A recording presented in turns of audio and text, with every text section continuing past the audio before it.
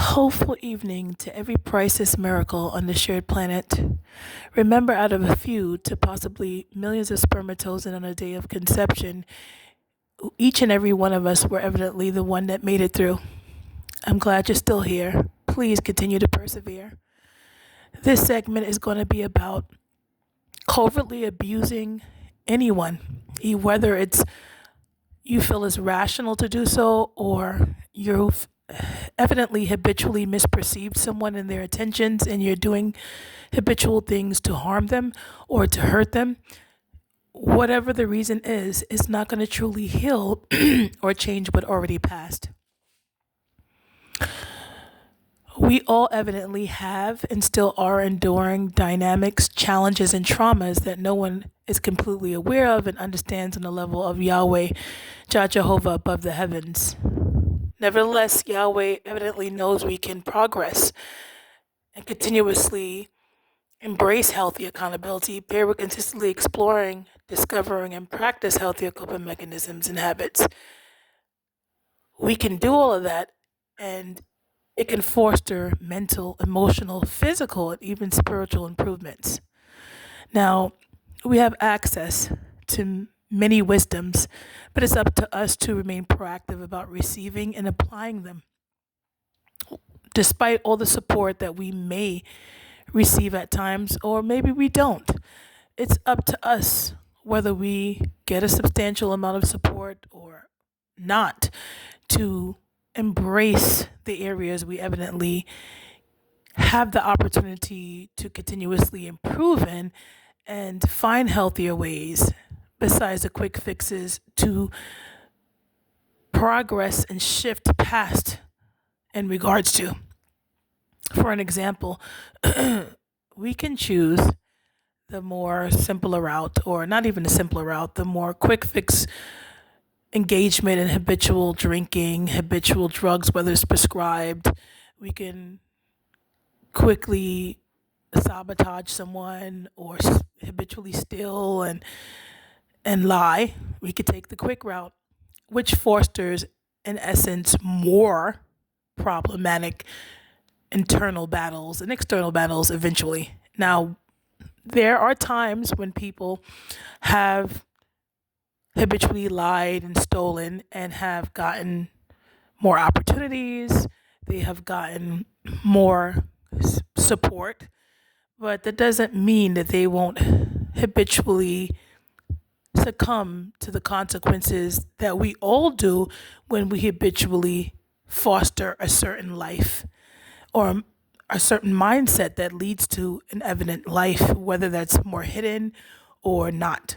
We all eventually reap what we habitually sow, and there are no exceptions to that evidence and that fact. Along with that, when we evidently habitually do all we can to harm someone back or to harm somebody because of our evident misunderstanding of their intentions or assumptions of what their life is and was based on what appears to us, then we are not only hindering our blessings from above the heavens, because we can be blessed from the demonic and evil spirits for evidently doing their work, but we're not going to really foster that inner peace that is priceless. We're not going to really foster that inner healing, which money cannot buy. We will get temporary things, some of us, from doing that, which I do not encourage, because it's definitely not worth it. And we don't have to do that to know that we can witness the eventual results of people who do that.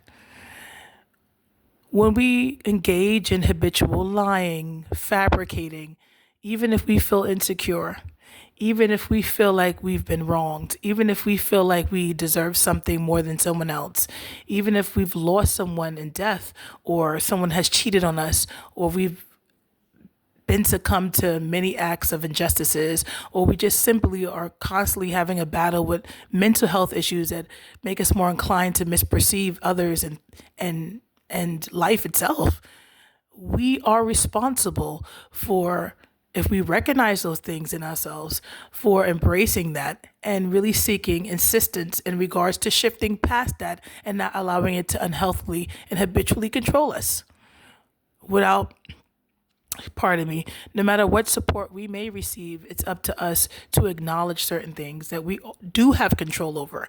We do have control over how we choose to move forward, and whatever happened to us or whatever we did that forced a certain result, we can come out of something and improve. We can heal.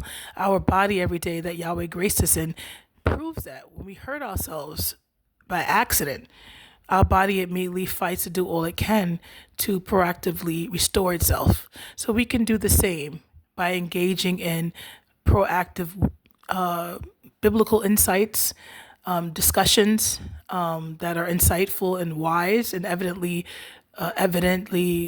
truthful, evidently helpful, evidently restoring, and practice those healthier ways to heal and to deal with insecurities. Pardon me. I'm having so many problems with allergies and asthma this these couple of years. So pardon the cough. And when I record, I do shorter videos because of it, because I lose my breath. But anywho, that's besides the point.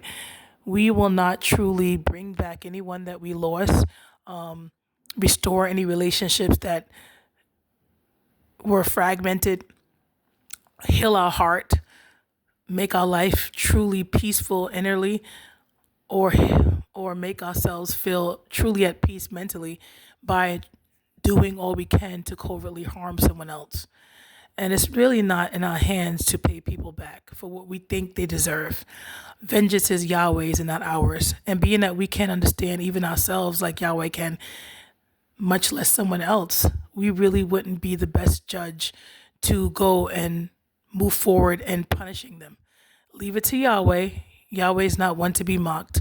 Everyone eventually reaps what they sow. In the meantime, continue to heal, and please do not block somebody else's blessings, because that could be hindering them for God's purpose in their life, and something that can also foster blessings in someone else's life. We are not more important. Our feelings and what happened to us, what we did, and how things turned out is not more important than someone else's journey and what happened to them. We all matter. So leave it with Yahweh. Much love and blessings.